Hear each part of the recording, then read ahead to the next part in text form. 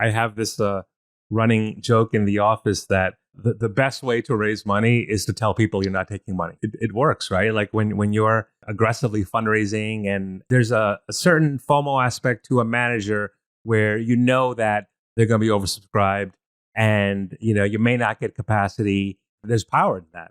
As an LP, these types of conversations sometimes are easy, but sometimes they're not, right? You want to understand, hey, give me an example of something that didn't work out or a losing trade. And you want to understand, kind of a post-mortem perspective, what they did wrong, what they learned from. Maybe more importantly than the money lost is you want to understand the thought process. You want to understand what they did then and potentially how they would do something differently. Because one thing that's been drilled into me for the last 20 years is that past performance is not indicative of future results. And while that's true, it does de-risk the investment.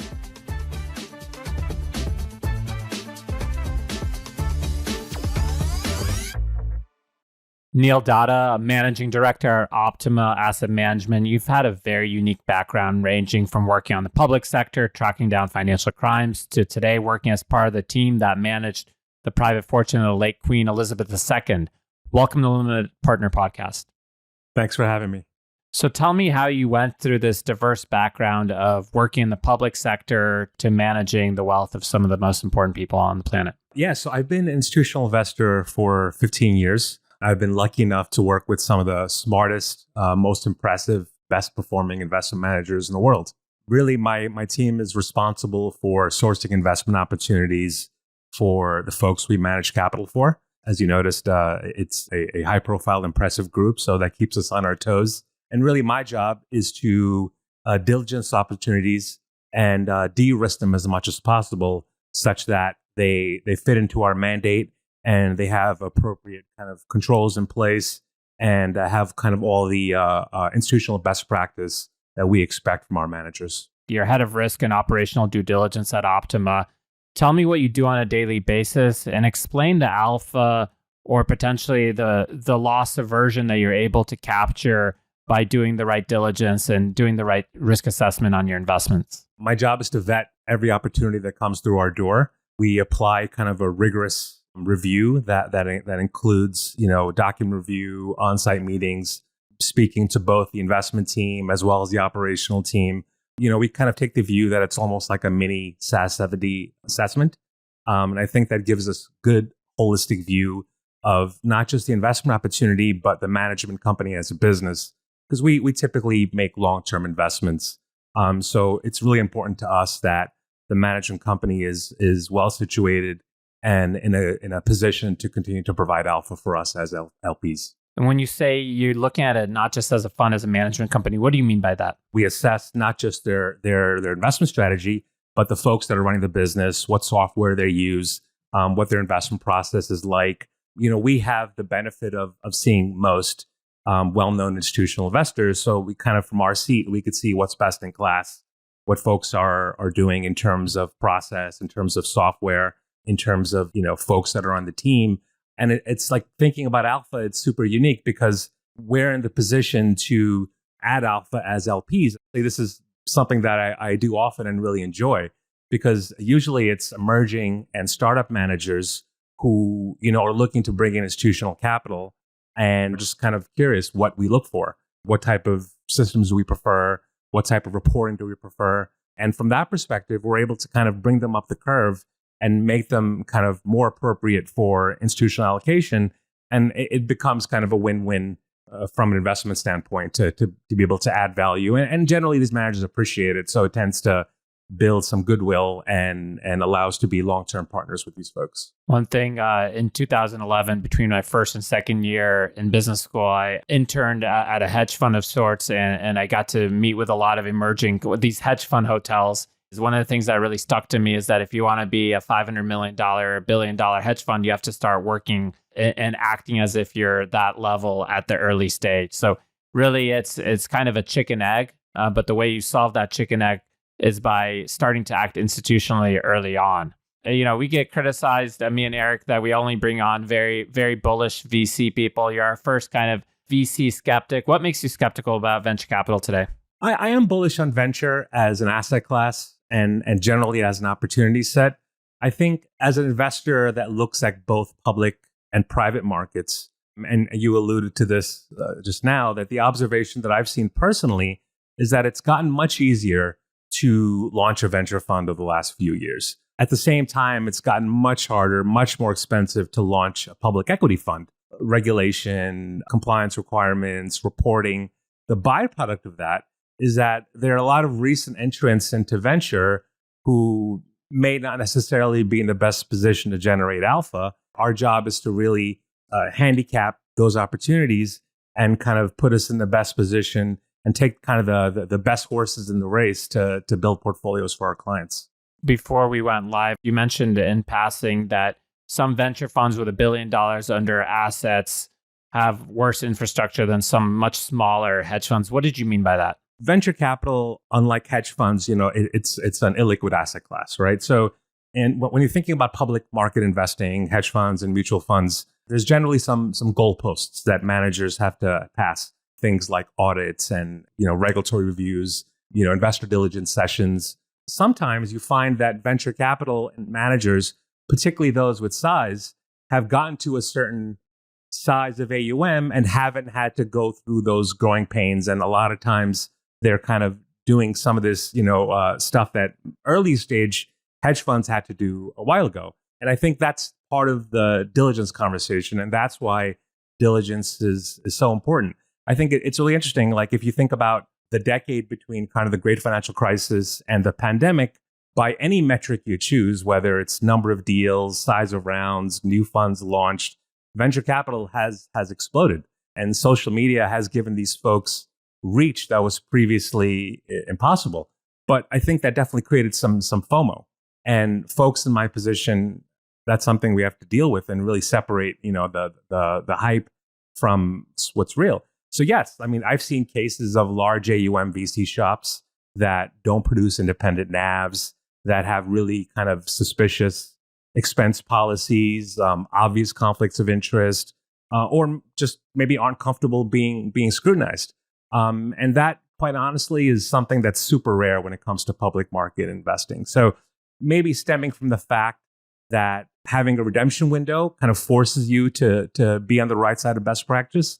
That's where diligence comes in, and that's how you separate the institutional, well-managed shops from the folks that maybe had a win early on and are resting their laurels. That's an interesting point. The 10-year fund period in VC leads to different incentives than hedge fund, where you typically have a gate in a year and you could reconsider. It also makes it easier to start to gather the first check into a hedge fund or to get somebody to commit for the first time, but harder to retain them. So there's definitely some trade-offs there.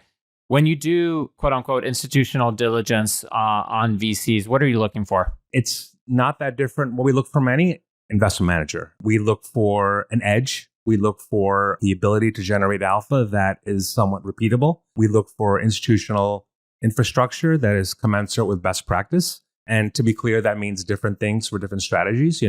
There's a certain expectation we have for a $1 billion equity manager versus a venture capital manager. And, coming from our seat, from seeing, all sizes and iterations of these managers over, kind of the 30-year history of Optima, we're kind of in the best position to diligence these opportunities. We could say with authority, hey, you're doing this, maybe you should do this a little bit differently, or maybe have you thought about this in terms of research process, or, like going back to our earlier point, investors appreciate that we are LPs that can add value. If you view these as partnerships, then it ends up being a win-win for both parties. We interviewed the co-founder of Tribe, Jonathan Su, and for every portfolio company, they provide a report. And even though they end up passing on the large majority of companies, they're able to produce something of value.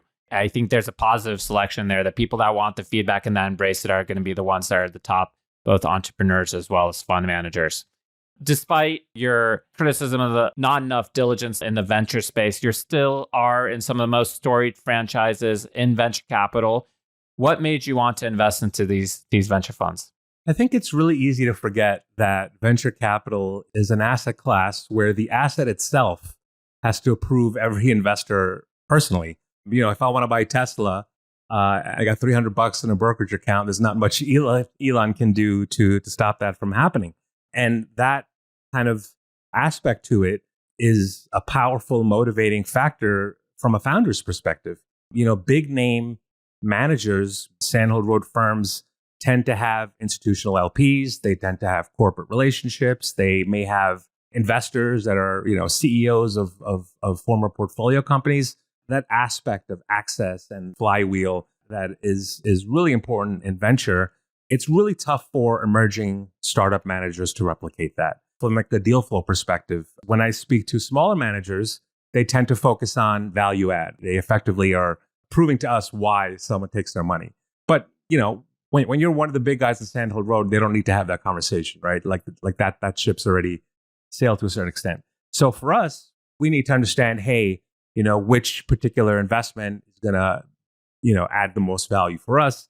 And, if somebody like myself, I don't need to focus on business risk. I don't need to focus on going concern risk. I don't need to worry about whether or not they can pay their employees or keep the lights on and, be in a position to be in business for, Fund 5 and Fund 10.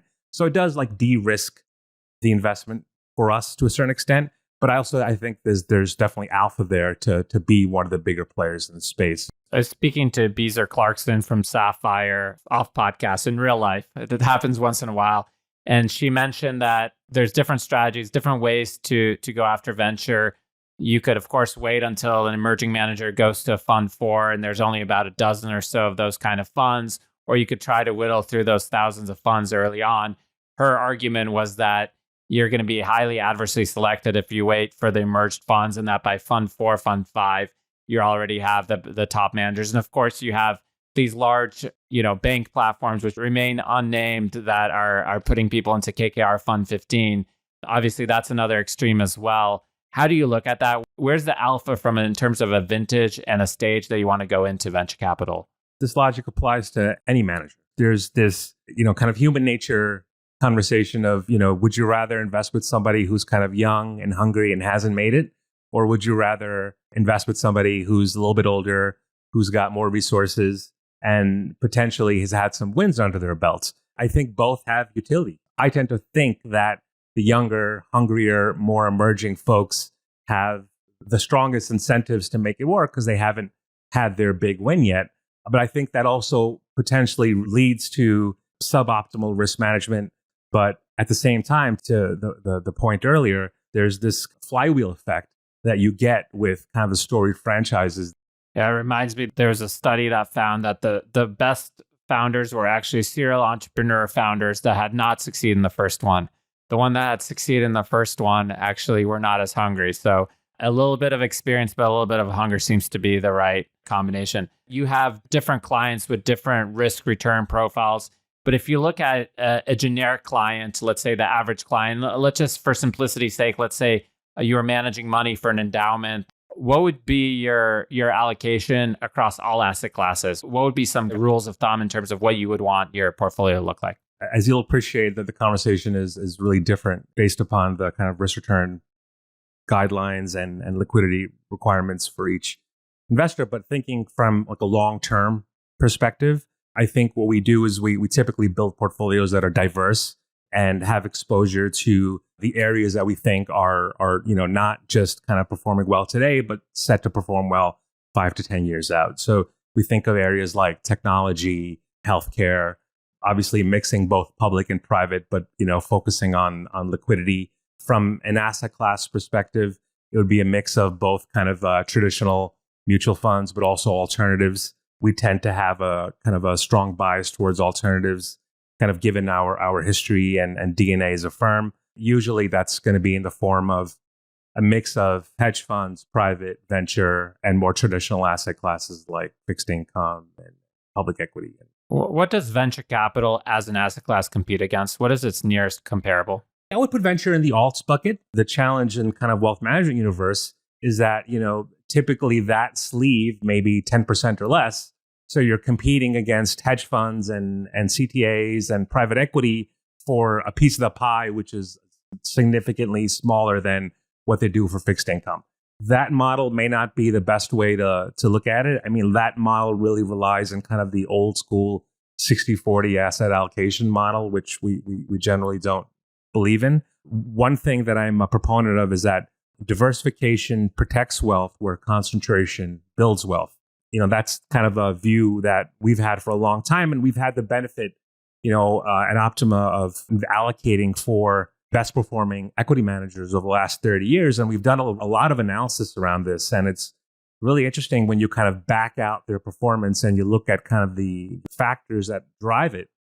And a lot of times you find that the highest conviction names at a manager are typically the, number one, number two, the top five positions. And usually, if you using kind of hindsight as a proxy, you find that the highest conviction names tend to perform better than the actual performance of the portfolio. So it kind of, solidifies what our thinking is, that you want to do your homework, but you want to make concentrated bets with specialists to be in a position to best monetize macro events, whether they're in a specific sector or specific asset class. Hey, we'll continue our interview in a moment after a word from our sponsors. The Limited Partner Podcast is proudly sponsored by AngelList. If you're a founder or investor, you'll know AngelList builds software that powers the startup economy. AngelList has recently rolled out a suite of new software products for venture capital and private equity that are truly game-changing. They digitize and automate all the manual processes that you struggle with in traditional fundraising and operating workflows, while providing real-time insights for funds at any stage, connecting seamlessly with any back office provider. If you're in private markets, you'll love AngelList's new suite of software products. And for private companies, thousands of startups from 4 million to 4 billion in valuation have switched to AngelList for cap table management. It's a modern, intelligent equity management platform that offers equity issuance, employee stock management, 409A valuations, and more. I've been a happy investor in AngelList for many years, and I'm so excited to have them as a presenting sponsor. So if you're ready to level up your startup or fund with AngelList, visit www.angellist.com/TLP. That's AngelList/TLP to get started. Back to the show. Yeah, we found that to be the case. Check size is the highest predictor of conviction, which is the highest predictor of return. And I think there's a misnomer in venture capital in general that everybody's spraying and praying. No one knows who's going to be good. I think it's very clear. If you look at some of the most competitive rounds in history, it was Google Series A and Facebook seed round. That is not a coincidence. It's statistically 1 in a million chance that would just happen to be random. You mentioned diversification. What are ways to quantify diversification? What is a diversified portfolio? What is a not diversified portfolio? So I guess looking at equity land, typically what we would think of kind of a diversified portfolio would be, call it 30 or less positions. Think of it as, the kind of the top 5 positions are 30-ish% or 20-ish% of the portfolio. In terms of equity funds, that's fairly concentrated. When you think of venture, that's a little bit of a different conversation. But one thing I find as an LP is that a lot of venture managers don't think about portfolio construction or macro in a kind of a thoughtful way. And that's something that, we think about as global investors. So it's really our job to kind of put a macro overlay and make sure our clients have a appropriate exposure. From a liquidity perspective, it's one difficult thing to handicap. In terms of correlation, that's always been kind of the uncorrelated asset that's been the golden grail. And then we saw in the last market cycle, somehow crypto is totally correlated with growth stocks, which is correlated with anything riskiness. How do you look at correlation and diversification moving forward from the learnings from the last crisis? And from a risk perspective, we look at correlation, both correlation to benchmarks, correlation to indices, correlation to kind of their peers. That's something we look at quite closely, and also diversification from a liquidity standpoint in terms of an asset liability mismatch, but also from a top down perspective, right? And from a correlation perspective, if I have a portfolio that has 20 positions, and 2 of those positions have, greater than 85% correlation to each other, I got to ask myself, do I need both of them? And it, I would prefer to have less relationships and have better relationships than have a bunch of repetitive allocations where managers are providing me kind of similar or like exposure. So really, I think from an LP's perspective, our job is to, make sure we have kind of the best horses in the race. but also, be in a position where we can, you could have a buy list, but not allocate to everyone, right? So you got to have a kind of a good roster of folks that are on your bench where, there may be opportunities like whether it's a macro opportunity or specific geo or sector where you believe in it, but you just don't believe in it right now. And I think it's important for us to have a really kind of deep bench of next up managers that may not make sense now, but make sense when kind of the macro environment changes. And just at a high level, venture capital as an asset class has ballooned significantly and gotten larger and larger to the degree where I think you would say that pre-seed is completely different than late stage. Are they the same asset class? Do you want to have some kind of diversification within the different stages? How do you look at that as a whole? I think it's really important to have diversification because we can see a scenario where you invest in a early stage manager that just focuses on tech, and then NASDAQ sells off and it impacts everything. I put them all kind of in the illiquid bucket, so I don't necessarily differentiate, a manager that writes, safes for seed investments versus somebody who's Series A or Series B. Yes, there's a different risk return expectation, but from a asset allocation standpoint, they're still 10-year allocations. So, I kind of think of them similarly, but have different expectations based upon their strategy. So you mentioned having a deep bench for your managers and kind of next one up. What do you look for in your bench, and what are you looking for in the next generation of managers in the venture capital space? One area that, not just venture capital, but as a sector is healthcare, something we're really, really bullish on. And I think there's a lot of alpha there. One thing that I think is really, really interesting is that if you look at kind of the technicals of the industry, if you compare the S&P 2-year performance to the XBI over the last rolling 12 months, rolling five years, rolling 2 years, the S&P is flat. Rolling 2 years, the XBI is down over 40, which is huge delta if you just back out the biotech stocks from the S&P. So in our view, from like a technical perspective, that sector of the market has sold off more aggressively and sooner than the broader market. And from an opportunity standpoint, that's what I'm really excited about. And I think one thing that's interesting is that, people tend to think of technology as being synonymous for like software or cloud computing, but technology is technology. There's a lot of aspects to it. And particularly in biotech, the forefront of science breakthroughs, things like gene editing and liquid biopsies, think of weight loss drugs that we view potentially could have a kind of $1 trillion market cap in the future.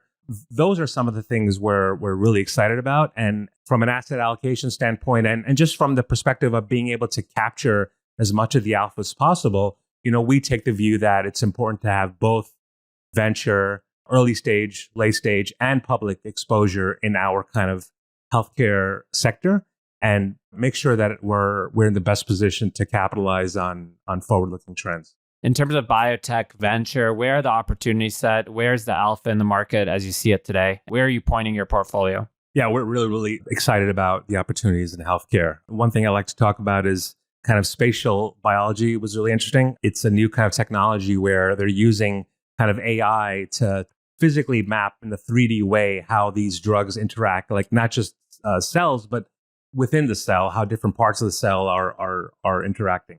That's unlimited commercial applications for something like that. Another kind of tidbit I like to mention is that, the Human Genome Project was approximately 20 years ago and cost approximately $3 billion. Now, the cost to map one genome has gone from hundreds of thousands of dollars to approximately $100. And, the commercial applications of that are really kind of tip of the iceberg in terms of what's next. I think that the space, it's definitely had its challenges over the last, year or two. But if you have the patience, if you have an appropriate time horizon and appropriate risk tolerance, it's really impressive place to be. And actually, talking about venture capital and biotech, if you look at the last 5 years, there were a lot of, really early stage companies that maybe were pushed to go public earlier than they should have. So it's created a really interesting dynamic where there's kind of a lot of binary investment opportunities that I think is perfectly primed for active management. VC's two favorite words are power laws. It's generally seen as in general technology, but I think in biotech, given as you mentioned, binary outcomes and the massive TAMs, we've taken a look at some biotech companies, they're $3 trillion TAM, and you say, that sounds like a ludicrous number, and then you just do the math, and it's just a math equation. Let's move on to advice for general partners. Specifically, we have a lot of emerging managers. What are some points of advice that you would give emerging managers on how to better themselves? Honestly, being kind of transparent is probably the best piece of advice I can give. There's this kind of diligence aspect to, they're trying to put on their best face and, obviously win the business. And, your job is to understand and really make sure that you have a good appreciation for what's going on behind the covers. And I think that from an LP's perspective, having these conversations over and over again, you tend to hear a lot of the same things over and over again. And some of these managers maybe not as unique as they think they are. It's helpful from an LP perspective to be able to say, hey, this is what we do. This is how we do it. Yes, we could do these things differently. From like a best practice perspective, things like independent administrator, independent valuation, auditors, having, all these kind of controls in place that investors appreciate. The other thing is be open to being scrutinized. I think one big difference between typical kind of smaller venture manager and smaller kind of public manager is that most public equity managers expect to be scrutinized, and they welcome it to a certain extent. Where I think the venture capital industry still has to get over this lack of transparency. And more recently, the private funds announcement from the SEC is going to go a long way towards that in terms of forcing folks to be a little bit more transparent about their fees, be a little bit more transparent about their fair value portfolio holdings. I think we're moving in the right direction. But in terms of advice, I would say that realize that, obviously they're vetting you, but ultimately, it's a partnership and, we want you to succeed. And it's in our best interest that you do the right thing. So, kind of view us as a resource and make it as non-contentious as possible. Yeah, I had an odd thing happen in the last couple of years. One of my funds was oversubscribed. I was basically vetting. I was trying to get the LP. I was telling them everything. I took them through case studies of when I lost money. And of course, the LP was like, how could I subscribe?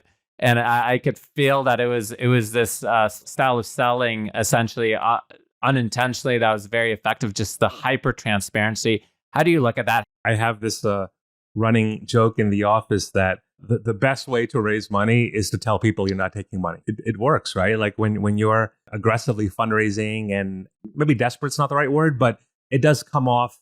There's a certain FOMO aspect to a manager where that they're going to be oversubscribed and, you may not get capacity. There's power in that. As an LP, these types of conversations sometimes are easy, but sometimes they're not, right? You want to understand, hey, give me an example of something that didn't work out or a losing trade. And you want to understand, kind of a post-mortem perspective, what they did wrong, what they learned from. Maybe more importantly than the money lost is you want to understand the thought process. You want to understand what they did then and potentially how they would do something differently. Because one thing that's been drilled into me for the last 20 years is that past performance is not indicative of future results. And while that's true, it does de-risk the investment somewhat. Has it been in your experience that top LPs are comfortable with losing money in the correct way, where more mediocre LPs are really focused on downside protection versus really making sure you get good returns in venture? I think that's fair. I do think that, obviously sophisticated LPs understand market dynamics a little bit better. Things like the last 18 months in venture, down rounds and what's been happening in the industry broadly. There may be a, high net worth or somebody who's kind of, less exposed to the market who just expects kind of an absolute return profile. But if you're not in the weeds and not seeing what's going on in the broader market, you may miss that. So I do think, going back to liquidity and capacity, it's an interesting conversation because there have been multiple times where I've spoken to managers who intentionally make their liquidity more onerous than it needs to be. Like, for example, like an equity manager who could do weekly liquidity, but chooses to do semi-annual. And it makes you wonder why. And really what they're doing is they're protecting the fund from their investors. And there's obviously an aspect to that in venture. But, in venture, you understand like, hey, you're putting your money on a boat, you're pushing it out to sea, and you're hoping at some point the boat comes back bigger. One of my favorite tweets in VC is 99% saying no and 1% begging, especially the case in the last bull market. And you saw rounds go from 60 days to 60 hours in terms of closing. And it created this pressure that a lot of VCs don't want to talk about, which is this pressure to be overly founder friendly. I'm, of course, a 2-time founder myself. I value founder friendliness probably more than most VCs, but you have to say, I still have to do my diligence. How do you balance your reputation as an LP with your need to be diligent and to be a good fiduciary for your clients? I mean, I would argue that my reputation as an LP is in my diligence. So the fact that they know I'm going to be a pain in the ass is kind of the reputation I want, to be honest. And I think they appreciate that. And just kind of as evidence of that, I've been asked to be a reference for multiple head managers, because when I speak to another LP and I say, hey, I didn't love this, this is what they did, this is how they answer these questions, I try to take a friendly approach as possible, but they recognize that we're not pushovers. We have the benefit of, having best in class terms almost everywhere we go. So like that is our expectation, generally speaking, for most relationships. And we're additive LPs, and we do believe that a relationship with us is going to add value to them as well. And you're talking best in class in terms of MFN? That's going to be a little bit more difficult going forward, right? MFNs are going to be a little bit challenged and not allowed going forward. But I do think that there are certain things that institutional investors have grown accustomed to, not from an MFN perspective, but maybe in terms of access and relationships and, just kind of softer, more subtle type data points. And, you can make the argument that like that's really where kind of the nuance is, where the secret sauce is, like being able to decipher and differentiate one investment versus another. That's where ultimately the 30 years of experience of doing this as a firm, that is where I think ultimately the value is and what our investors expect of us. We have a lawyer coming on soon to unpack the new SEC guidelines. Have you had a chance to take a look at them, and any thoughts on how, without giving legal advice, how that might change the industry at a high level? To be clear, I'm not a lawyer and not in a position to comment legally, but just reviewing the bullet points, it seems as though they backtracked on the big kind of negligence difference, which I think had a lot of people worried in terms of, legal liability. So that was probably a positive walk back. The changes to kind of transparency and fees and, kind of administrator standard, which, I would argue everyone should be on an administrator, but not every VC fund is. I think those are all positive. Like that, the expense piece it specifically is something that for years I've had an issue with, and a lot of, uncomfortable conversations that I've had with managers.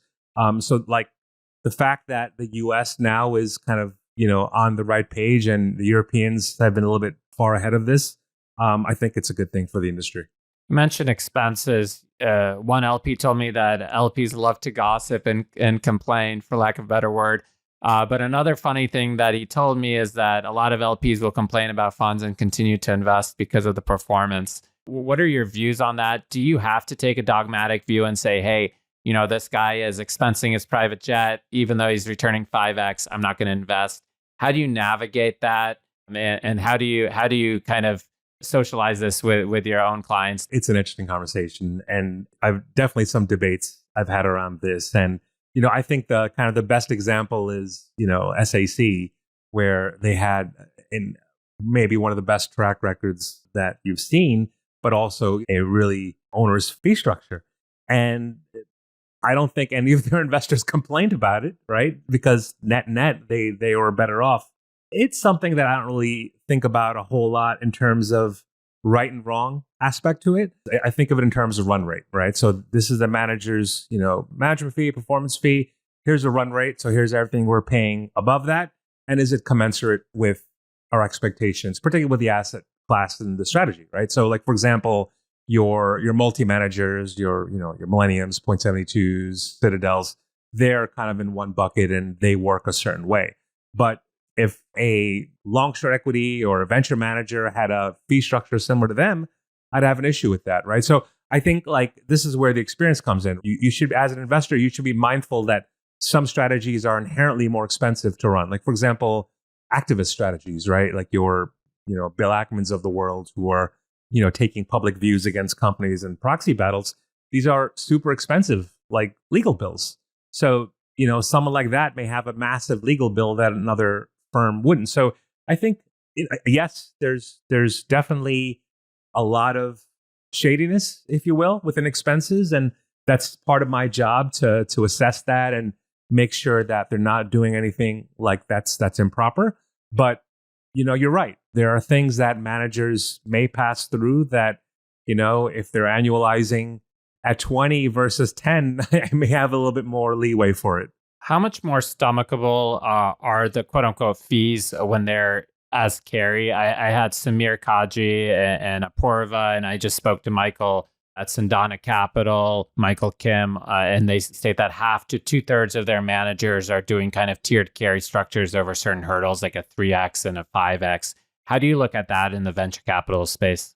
I do think terms are trending towards more investor friendly, and they'll continue to do that, particularly in this fundraising environment. Unless you're one of a handful of firms, you're facing fee pressure. I think like philosophically, the carry piece is more investor friendly than the 2 and 20 like traditional piece, because you're not paying a fee and losing money, right? Like you've de-risked that aspect to it such that you're only paying a carry after you've seen a profit, and that is a little bit more difficult in other markets. The way we think about it is, at the end of the day, it's a net cost, right? So if you can stomach the fees and they're not doing anything crazy and it's kind of well within expectation of reasonableness, we deal with it. Thank you for your transparency, and thank you for answering these hardball questions. I want to give you a chance to share what you'd like our listeners to know about yourself, about Optima. You're working on a lot of interesting projects, so anything you'd like our listeners to know about Optima. Yeah, we mentioned the healthcare strategy. That's something we're really bullish on and can continue to do a lot of work on. The other thing that I think is interesting to me specifically as an investor is that I think a few years ago, we launched the STAR program where we kind of did some analysis and realized that, if you think of investment managers, and particularly like the best of the best, the folks that have annualized at the highest numbers over the last 20 years, even those folks, their alpha tends to be at the top of the portfolio, meaning the top, 3 to 5 names. So we ran an analysis where we backed out the performance of the top 3 to 5 names and compared that performance with the actual performance we received as investors. And the numbers were quite compelling, such that something like 75% of the time, the track record that was the concentrated portfolio that was purely their best ideas outperformed the actual commercial product that they were in market selling. We took that analysis and built an algorithm around it, and we call it the STAR program. And it was really interesting where we took our history of allocating to managers and figured out who was good at what and built a portfolio around the best ideas of the best folks in each space. That is something we launched and really bullish on it, and look forward to continue to expand that program. Is the implicit assumption there is that every manager only has a few good ideas, but is that essentially the assumption in the STAR program? The assumption is that the folks that are in the best position in each individual strategy, just by human nature, they're going to make their highest conviction ideas at the top of their portfolio, right? Unlike venture, where names grow against your will, these you can size up and size down at will. If you have a position that's a 10% of your portfolio, you better believe in it. The answer really is kind of top 3 to 5 names are where the alpha is. If you look at statistics and a large data set, that's typically where it is. So that's what we did. We backed out the top 3 to 5 names of really impressive track record hedge funds and built a 40 to 50 stock portfolio directly on those names. And that's effectively what it is. And I'm really, really bullish on it. Thank you very much. We got to take a look at the venture world and the larger asset management world through the lens of risk and through somebody that's really had really rich experience across different asset classes. So this is invaluable for myself and for the audience. Thank you for taking the time. Thank you, David. Thanks for having me. Thanks for listening to the Limited Partner Podcast. If you like this conversation, please like, subscribe, and review on YouTube, Spotify, or Apple. Thank you for your support.